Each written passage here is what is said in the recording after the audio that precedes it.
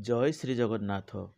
ପିଲାମାନେ, ଆଜି ଆମେ କିଛି ଶବ୍ଦର ପ୍ରତିଶବ୍ଦ ଗୁଡ଼ିକ ବିଷୟରେ ଜାଣିବା ଓ ତାକୁ ମନେ ରଖିବା। ଶୁଣ ପିଲା ପ୍ରତିଶବ୍ଦ, ଶୁଣ ଆକାଶର, ଅନ୍ତରିକ୍ଷ ଗଗନ ଯେ ପୁଣି ନଭ ଅମ୍ବର।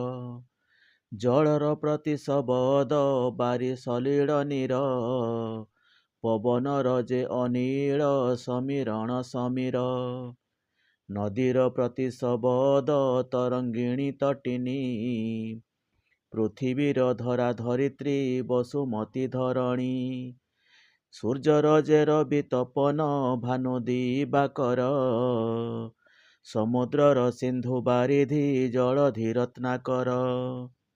ବିଜୁଳିର ଚପଳା ଚଞ୍ଚଳା ପ୍ରତିଶବ୍ଦ, ମେଘର ଯେ ଘନ ଜଳଦ ଜଳଧର ବାରିଦ।